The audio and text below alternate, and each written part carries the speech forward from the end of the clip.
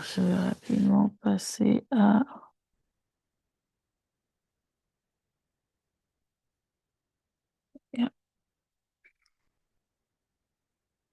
On va passer au document.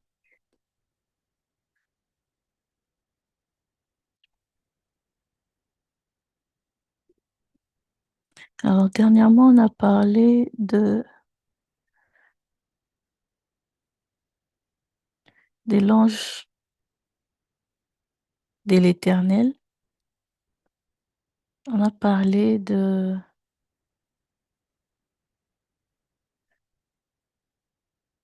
sortes des anges. On a parlé des anges déchus. On a parlé des anges fidèles. On a parlé de notre attitude face à cela. Leur attitude vis-à-vis du Seigneur. On a parlé aussi de ça.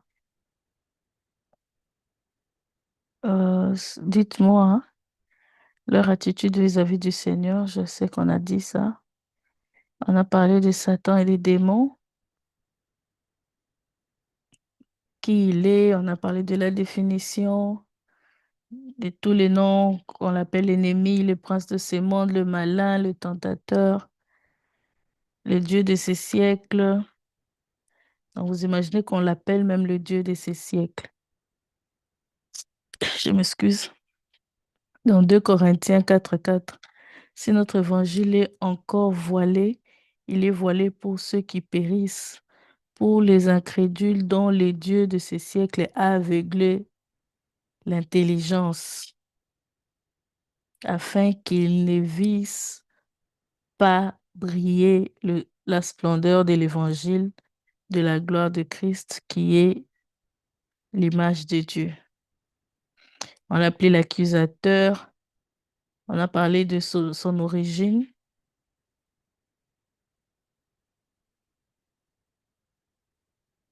C'est là qu'on s'est arrêté, je pense, de son origine. Son origine, son activité. Ouais. Alors, je vais commencer par là, son origine. L'origine de Satan est décrite, croyons-nous, par Ézéchiel 28 et Ésaïe 14, qu'il désigne au travers le roi des Tyr et le roi des Babylone. Ce principe d'interprétation dite de typologie, de voir en un personnage historique de la Bible quelqu'un d'autre. Ici, Satan est parfois contesté. Pourtant, il est communément accepté que beaucoup de personnages de l'Ancien Testament préfigurent Jésus-Christ. Il nous semble donc possible d'interpréter les textes d'Ézéchiel 28 et d'Ésaïe 14 dans ce même sens. Satan était une créature parfaite à l'origine et revêtu d'une autorité et d'une gloire extraordinaire. Un chérubin protecteur. Ézéchiel 28, 15 à 12 à 15 nous dit, tu mettais le sceau à la perfection. Tu étais plein de sagesse, parfait en beauté. Tu étais en Éden, le jardin de Dieu. Tu étais tu étais couvert de toute espèce de pierres précieuses. Wow. Des sardoines, des topazes, des diamants, des chrysolites, d'onyx, des jaspis, des saphirs, des scarboucles, d'émeraude et d'or. Tes tambourins et tes flûtes étaient à ton service, préparés pour le jour où tu fus créé. Tu étais un chérubin protecteur aux ailes déployées. Je t'avais placé et tu étais sur la sainte montagne de Dieu. Tu marchais au milieu de pierres étincelantes. Tu as été intègre dans tes voies depuis le jour où tu fus jusqu'à ce- jusqu'à celui où l'iniquité a été trouvée chez toi. Vous comprenez déjà, on explique déjà pas la gloire, mais la position qu'avait un chérubin protecteur, qu'avait le diable, un ange déchu aujourd'hui, la position qu'il avait auprès du Père. Sa chute a été produite par l'orgueil qui l'a poussé à se faire égal à Dieu et à vouloir même le supplanter. Ézéchiel 28, 17 dit, ton cœur s'est élevé à cause de ta beauté. Tu as corrompu ta sagesse par ton éclat. Je te jette par terre, je te livre en spectacle au roi. Déjà, vous comprenez que Dieu n'aime pas l'orgueil. Dieu n'aime pas les gens qui disent, Dieu les utilise et puis il dit, c'est moi qui ai fait de cette personne ce qu'elle est. Moi, c'est moi, si c'était pas moi, vous n'allez pas. Voilà un peu des trucs dans ce sens-là. On sent déjà qu'il y a l'orgueil derrière. Et le chef de l'orgueil, c'est le diable. Un autre verset, Ésaïe 14, 12 à 15, je lis aussi rapidement parce que ce sont des versets quand même importants. Te voilà tombé du ciel, pas quand même, mais des versets importants. Te voilà tombé du ciel, astre brillant, fils de l'aurore. Tu as abattu à terre, tu es abattu à terre. Toi, le vainqueur des nations, tu disais en ton cœur, je monterai au ciel, j'élèverai mon trône au-dessus des étoiles de Dieu. Je m'assiérai sur la montagne de l'assemblée, à l'extrémité du septentrion, je monterai sur le sommet des nues. Je serai semblable au Très-Haut, mais tu as été précipité dans le séjour des morts, dans les profondeurs de la fosse. C'était Ésaïe 14, 12 à 15. Dès lors, le diable est devenu le prince de la puissance de l'air, l'esprit qui agit dans les fils de la rébellion. Éphésiens 2, 1 à 2 nous dit, vous étiez morts par vos offenses et par vos péchés dans lesquels vous marchez autrefois, selon le train de ce monde, selon le prince de la puissance de l'air, de l'esprit qui agit maintenant dans les fils de la rébellion. Alors, vous comprenez tous les termes qu'on emploie là, qui sont bibliques, comme je viens de le lire, qui décrivent le diable, le prince de la puissance de l'air. Vous voyez des dessins animés où on parle de l'air, de la puissance, des trucs comme ça. Ils savent d'où ils tirent ces choses-là. Mais des fois, nous, on le regarde avec ignorance. On ne regarde pas avec l'œil spirituel pour comprendre qu'est-ce qu'ils sont en train de dire, mais on le regarde comme ça, on laisse même nos enfants regarder.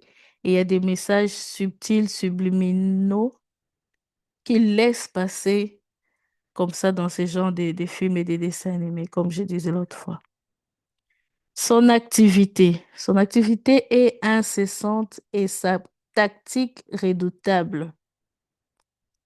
Il vise à détruire l'œuvre de Dieu. Marc 4, 15. Les uns sont le long du chemin où la parole est sémée. Quand ils l'ont entendu, aussitôt Satan vint et enlève. Satan vient et enlève la parole qui a été sémée en eux. Ça parle de la parabole. Vous comprenez que des fois, il vient pour enlever la parole. Donc, une personne qui va à l'église ou une personne qui lit la Bible, cette parole a une sémence en elle, a une force, a une puissance qui transforme. Mais après, elle oublie. Après, elle ne le met pas en pratique. Elle ne se rappelle même pas. C'est le diable qui vient voler ça. C'est pourquoi on dit même de prier pour la lecture de la Bible avant de la lire On nous dit de prier avant d'écouter une prédication des choses de Dieu. Prier que l'ennemi ne vienne pas toucher. Prier que ça reste gravé dans nos cœurs, dans nos pensées et qu'on puisse le mettre en pratique. Vous allez voir que même quand nous prions, nous avons tendance à répéter cela parce que l'ennemi est là pour voler. Il rôde autour. Il attend parce que son but, c'est empêcher la réalisation de cette œuvre-là dans ta vie. Il veut pas voir cette parole de Dieu devenir chair en toi ou que cette parole devienne vie en toi. Deuxième tiré, il est le serpent ancien qui tente Ève par sa ruse.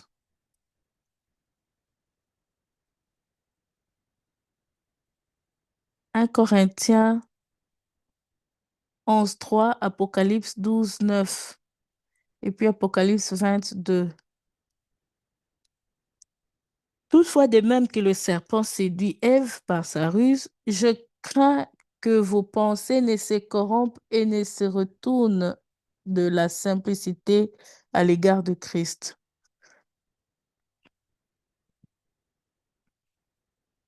Troisième tiré, il est meurtrier et menteur dès le commencement. Et Caïn, le premier assassin, était du malin. Jean 8:44, Acte 5:3, 1 Jean 3:8 à 12. 1 Jean 3:8 et 12. Vous avez pour père le diable et vous voulez accomplir les désirs de votre père. Il a été meurtrier dès le commencement et il ne se tient pas dans la vérité. Il ne se tient pas dans la vérité parce qu'il n'y a pas de vérité en lui. Lorsqu'il profère le mensonge, il parle de son propre fond, car il est menteur et le père du mensonge. Donc tout ce qui sort du diable là n'est jamais vrai. Je répète, tout. Je n'ai pas mis d'exception. Tout ce qui sort de lui n'est jamais, alors jamais vrai. C'est-à-dire à tout moment, même à tout moment, peu importe le moment, les temps, la manière dont il est fait, tout ce qui sort de lui n'est jamais vrai. Parce qu'il est le père du mensonge. L'autre tiré, il suscite des possessions démoniaques. Acte 10:38, Jean 13:27. Vous savez comment Dieu a oint du Saint-Esprit et des forces Jésus de Nazareth, qui allait de lieu en lieu faisant du bien et guérissant tous ceux qui étaient sous l'empire du diable, car Dieu était avec lui. Vous savez comment Dieu a oint du Saint-Esprit et des forces Jésus de Nazareth, qui allait de lieu en lieu faisant du bien et guérissant tous ceux qui étaient sous l'empire du diable, car Dieu était avec lui. Donc, il y a des gens qui sont sous l'empire. Un verset clair qui nous explique que il arrive de retrouver des gens qui sont en possession démoniaque. C'est pourquoi je disais l'autre fois, dire que le diable n'existe pas et ne fait rien, c'est un déséquilibre. Dire qu'il est trop fort et que c'est lui qui fait tout, tous les malheurs, tous les problèmes qui arrivent, c'est lui, toujours lui, c'est aussi faux. L'équilibre, c'est savoir qu'il est là, mais que nous avons la force. Nous sommes plus forts que lui et nous combattons. Ça nous garde cette conscience-là constante de nous dire on n'a pas droit. Quand je dis on n'a pas droit à l'erreur, c'est vrai qu'aujourd'hui, le monde commence à dire autrement. Mais quand je dis on n'a pas droit à l'erreur, ça veut dire rester sous ses gardes, comme une sentinelle, rester dans l'éveil, en train de veiller sur tout ce qui se passe. On a déjà parlé de veiller, c'était quoi veiller? Et c'est ça notre attitude parce que lui, il rôde. Il est tout le temps en train de chercher des stratégies et des stratégies. Il y a même une personne qui disait, il a des décennies et des décennies, même des siècles même d'expérience. Quand nous sommes nés, nous avons trouvé qu'il agissait déjà. Il avait mené beaucoup en enfer. Alors, quand on est face à une personne comme ça, à un ennemi comme ça, et on sait qu'on est plus fort, ce que nous devons faire, c'est mettre la force que nous avons reçue de Dieu en pratique, en acte, en exergue. Donc, je dois avoir cette attitude-là de guerrier tout le temps parce que Dieu m'a dit, je suis plus que vainqueur. Je ne dois pas aller dormir, aller accepter tous les mensonges de l'ennemi, toutes ces ruses, ces choses où il cherche des moyens subtils pour me proposer certaines choses. Je les accepte. En le faisant, c'est une façon d'ouvrir la porte. C'est pourquoi vous voyez beaucoup de chrétiens employer le terme là, ouvrir la porte. C'est parce que si l'ennemi arrive à atteindre une personne, c'est parce que cette personne lui a donné cette occasion. C'est-à-dire, sans ça, il ne peut rien faire. Peu importe toute l'expérience qu'il a, il ne peut rien faire. Il n'a pas le pouvoir d'aller au-delà de la limite que l'homme lui donne.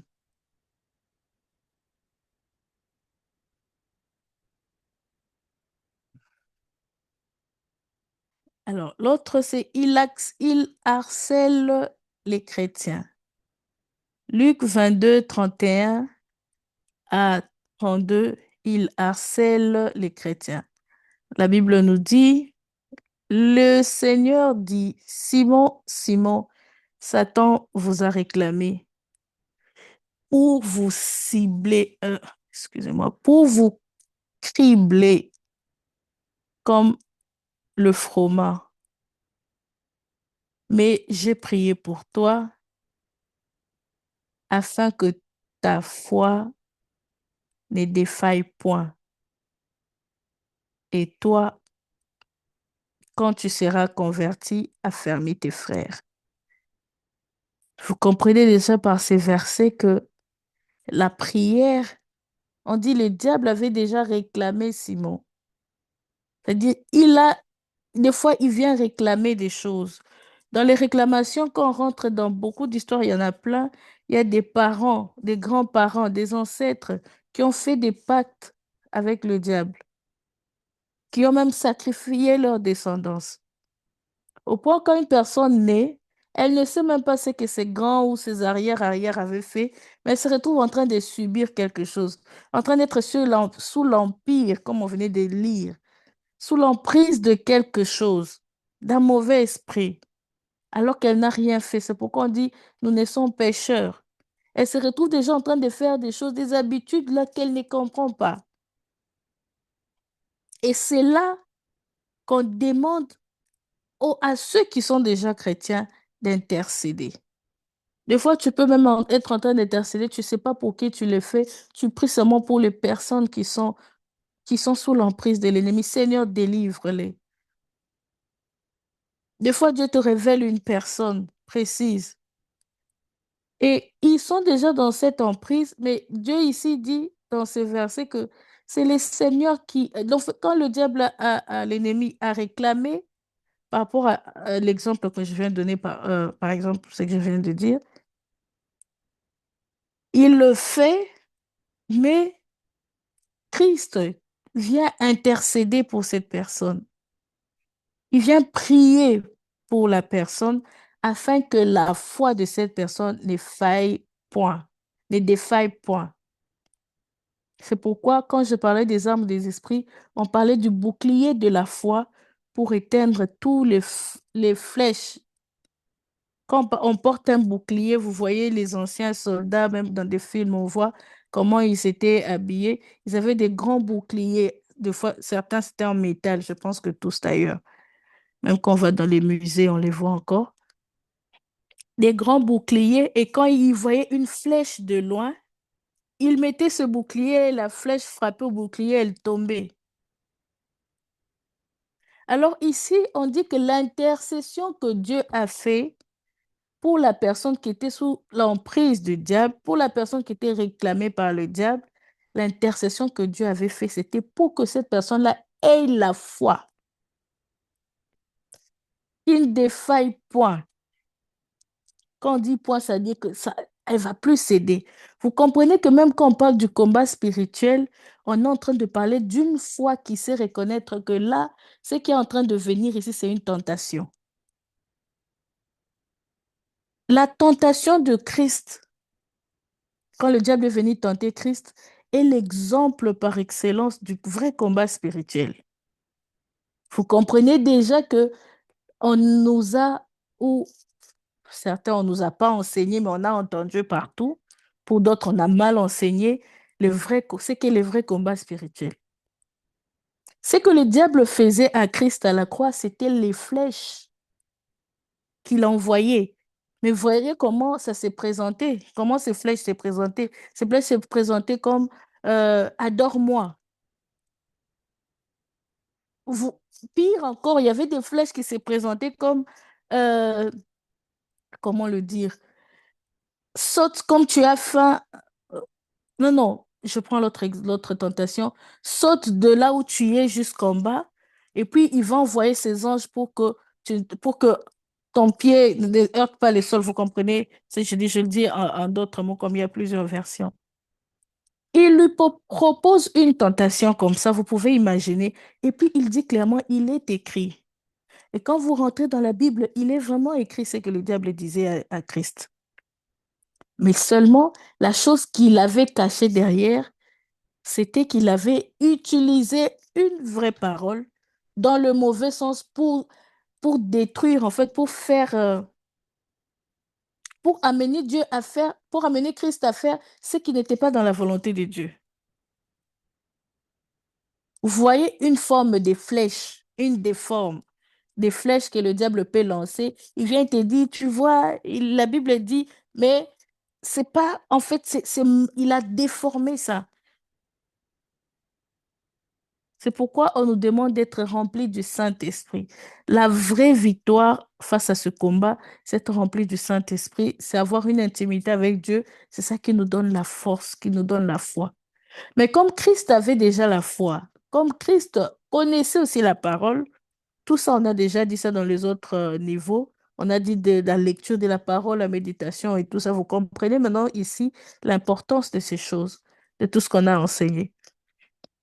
Alors, comme Christ lui-même avait déjà cette foi, il avait déjà la parole, parce qu'il était lui-même la parole, il a répondu, il est aussi écrit. Donc, ce que tu as dit qu'il est écrit. Quand on dit aussi, ça veut dire que le premier n'était pas faux. Là, on est en train de parler, ce n'est même pas une guerre des versets bibliques, mais c'est le malin utilise, mais dans le mal, c'est pourquoi je dis tout ce qui vient du diable est mensonge. C'est ce que je voulais dire par là. Même quand il donne un verset qui semble être, vous, quand vous savez d'ailleurs que il y a même certains magiciens qui utilisent la Bible. Je pense que vous avez déjà entendu ça. Mais il déforme en fait le vrai sens ou la vraie mission ou la vraie pensée qu'il y a derrière ce verset. Ce qu'on appelle aussi le réma. Alors, le vrai combat, c'est quand on a les armes. Dans ces versets, on nous montre déjà l'une des armes qui est aussi importante, la foi. Et c'est par ça que Christ a prié pour Simon, pour que Dieu lui donne la foi et il lui dit, et quand tu seras converti, quand on parle de la conversion, on est déjà en train de parler du salut, le casque du salut. C'est encore une autre arme spirituelle. Il dit, quand tu seras converti, la conversion, c'est le fait de recevoir Dieu comme Seigneur et Sauveur. Vous comprenez tout ça que nous connaissons déjà. Mais il lui dit, quand tu seras converti, affermis tes frères. Et quand toi, tu seras libéré, quand toi, tu seras sauvé, quand toi, tu n'auras plus ces combats, quand tu ne seras plus réclamé par le diable, va aussi affermir tes frères. Est-ce qu'on a dit va, je ne sais pas comment le dire, mais ici, affermir, ça veut dire que les vrais combats aussi dans les affermissements, c'est dans la connaissance de la parole. On dit, quand toi, tu seras sauvé de ça, va affermir aussi tes frères. Déjà, ici, on est en train de parler d'une guerre où le diable réclame, Christ prie pour que la personne ait la foi, mais il lui dit, quand tu auras ça, va affermir. C'est-à-dire, les affermissements font aussi partie des armes pour le combat spirituel. La parole, la connaissance de la parole. C'était important que je l'explique comme ça. C'était Luc 22, 31 à 32. L'autre est tiré, je m'excuse. Il peut leur infliger des épreuves matérielles, des deuils, des maladies. Job 2, 7, Job 1, 10 à 22. Et Satan se retira de devant la face de l'Éternel, puis il frappa Job d'un ulcère malin, depuis la plante du pied jusqu'au sommet de la tête, parce que Dieu l'avait permis. Lisez tout le livre de Job, vous allez comprendre très bien l'histoire. 2 Corinthiens 12 à 7, Luc 13 à 16.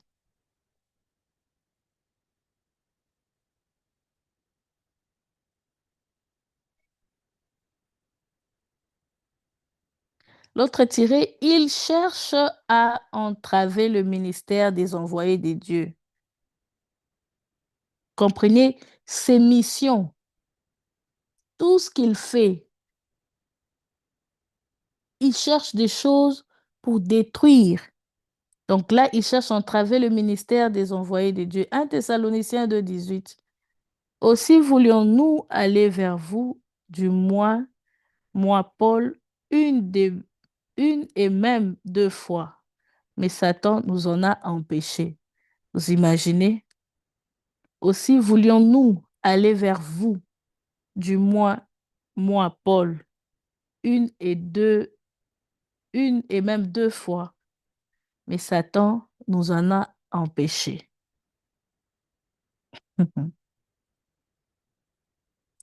L'autre tiré, il se déguise en ange de lumière, tend des pièges à ceux qui ne veillent pas. Vous voyez pourquoi on avait parlé de veiller? Il tend des pièges à ceux qui ne veillent pas et rôde autour de nous comme un lion rugissant. Il se déguise en l'ange de lumière. Quand on dit déguiser, ça veut dire, c'est vraiment l'exemple que j'ai donné le lundi de cette bailleresse-là. Je disais, la fille de ma bailleresse, ce qu'elle faisait, elle était tout le temps gentille avec moi, elle me parlait tout le temps bien, poliment. Elle me demandait l'argent, mais elle me demandait la même somme. Vous vous rappelez de ce que j'ai dit. Donc, une personne qui se déguise. Et au départ, c'est difficile de reconnaître que cette personne a une mission. J'étais très gentille avec elle. Je lui donnais ce qu'elle me demandait. Je ne savais pas. Je dois le dire. Mais comme je priais, Dieu m'a révélé. Et quand Dieu m'a révélé, elle a compris que je l'avais vue. J'avais vu qu'elle était vraiment. Et c'est là que elle s'est enfuie, elle est partie. C'est comme quand tu es dans le noir, il y a quelque chose qui dérange. Tu allumes ta torche ou tu allumes la lumière, l'ampoule. Cette personne s'enfuit parce qu'elle ne supporte pas la lumière. Elle ne supporte pas la vérité. Elle ne supporte pas la parole. C'est pourquoi la Bible dit que nous sommes des lampes. Nous sommes des lumières qu'on ne cache pas sous le lit. Nous devons éclairer. Parce que le diable, lui, il aime le ténèbre, il aime tout ce qui est noir. Mais quand il vient se déguiser comme ça, C'est qu'en lui, il y a toujours cette noirceur-là. Et ils cherchent à faire croire qu'ils apportent, pardon, une lumière. Mais quand nous, on a la vraie lumière, on sait comprendre la différence.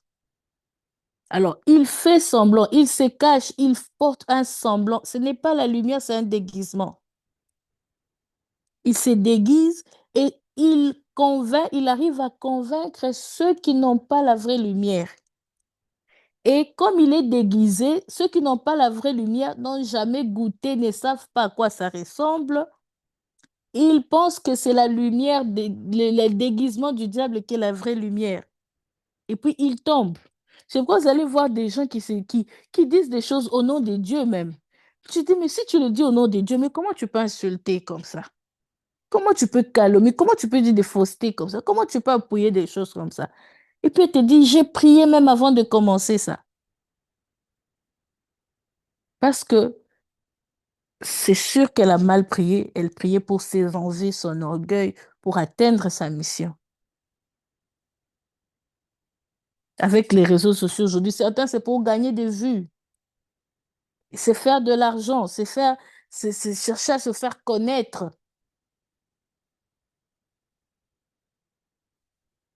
Et les gens qui sont faibles, qui n'ont pas la vraie lumière, qui ne sont pas eux-mêmes la lumière, succombent. Mais quand tu es toi-même la lumière, quand tu connais la lumière, tu connais la parole de Dieu, quand tu sais reconnaître directement que ça, c'est un déguisement.